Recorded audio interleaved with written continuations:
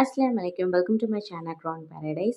வீட்ல எந்த ஒரு சந்தோஷமான விஷயம் நடந்தாலும் சரி, இல்ல எந்த ஒரு விசேஷம் நடந்தாலும் சரி, நம்ம வந்து ஃபர்ஸ்ட்டு ப்ரிஃபர் பண்ணுறது ஏதாவது ஒரு ஸ்வீட் செய்யணுன்ட்டு. அதுலேயும் முக்கியமா மேக்ஸிமம் எல்லாருமே ப்ரிஃபர் பண்ணுறது பாயாசம் செய்யலான்னு சொல்லிட்டு தான்.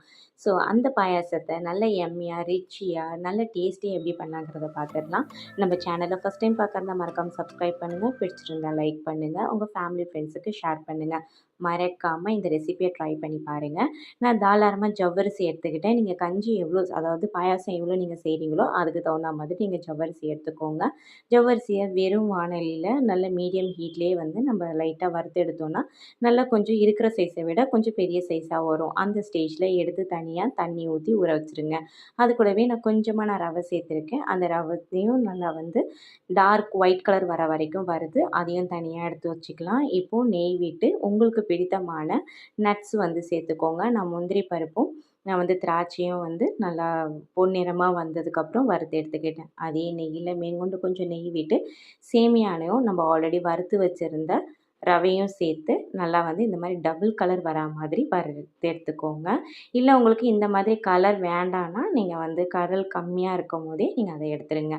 இது கூடவே நம்ம ஊற வச்சுருக்கோம் இல்லையா ஜவ்வரிசி, அதையும் இது கூடவே சேர்த்து மேற்கொண்டு ஒரு 1/2 டம்ளர் அளவுக்கு தண்ணி விட்டு கொதிக்க விடுங்க. நல்லா கொதிச்சு வரும்போது, நல்லா வந்து உங்களுக்கு நல்லா திக்கா இருக்கிற பால் சேர்த்துக்கோங்க.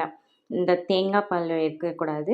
இது வந்து பசும்பால் தான் இருக்கணும். தேங்காய் பால் நீங்கள் இந்த ஸ்டேஜில் சேர்த்தீங்கன்னா, ஒரு மாரி திரி திரியா போயிடும். நல்லா பால் வந்து நல்லா இந்த மாதிரி பொங்கி, நல்லா பால் வாசம் நம்மளுக்கு வீடு நெறைய நம்மளுக்கு அடிக்கும். அந்த ஸ்டேஜில லோ ஃப்ளேமில் வச்சுட்டு, இப்போது வேணுங்கிற அளவுக்கு சர்க்கரை சேர்த்துக்கோங்க. சர்க்கரை சேர்த்ததுக்கப்புறம் கஞ்சி வந்து கொஞ்சம் வந்து தண்ணியா இருக்கிற மாரி உங்களுக்கு ஆகும். ஸோ, அதனால கவலைப்பட வேண்டாம். நீங்க தாராளமா உங்களுக்கு எவ்வளோ இனிப்பு வேணுமோ அந்த அளவுக்கு சர்க்கரை சேர்த்துட்டு, பால் பவுடர் இருக்கு இல்லையா? அமுல் ஸ்ப்ரே இல்லைன்னா அமல்யா இருக்கு இல்லையா? அத வந்து கொஞ்சோண்டு தண்ணி விட்டு கரைச்சு அதையும் சேர்த்துங்க. நான் இதுக்கப்புறம் டப்பி பாலும் சேர்த்துருக்கேன். அதாவது மில்க் மேடு அதுவும் சேர்த்துருக்கேன். ஏன்னா, இது சேர்க்கும்போது இன்னும் நல்லா ரிச்சியா இருக்கும். இதெல்லாம் வேணாங்கட்டி நீங்க அவாய்ட் பண்ணிக்கோங்க. இனிப்புக்கு தகுந்த மாரி நீங்க சீனி மட்டும் சேர்த்துக்கோங்க. கொஞ்சோண்டு ஒரு பிஞ்ச் அளவுக்கு நான் உப்பு சேர்த்துருக்கேன். அது கூட ஃப்ளேவருக்கு நான் வெனிலா எசன்ஸ் சேர்த்துருக்கேன். வெனிலா எசன்ஸ் இல்லைன்னா, நீங்கள் வந்து ஏலக்காய் தட்டி போட்டுக்கோங்க. அப்படி இல்லைன்னா பன்னீர் வந்து ஊற்றிக்கோங்க. அதுக்கப்புறம் நம்ம வறுத்து வச்சுருக்கோம் இல்லையா நட்ஸு, அதையும் இது கூட சேர்த்துட்டு லோ ஃப்ளேம்லேயே அப்படியே வச்சுருங்க. மூடி போட்டு வைக்காதீங்க. சீக்கிரமாக வந்து உங்களுக்கு எரிவிடும். நல்லா இந்த மாதிரி டபுள் கலரில் நெய்யெல்லாம் வந்து உங்களுக்கு மேலே வந்து உங்களுக்கு ஒரு எல்லோ கலர் வரும்போது நல்லா வெந்திருக்கும். நல்ல வாசம் மணமாக இருக்கும். அவ்வளோதான். அடுப்பை ஆஃப் பண்ணிவிட்டு அதுக்கப்புறம் நீங்கள் பவுலில் சர்வ் பண்ண வேண்டியதுதான்.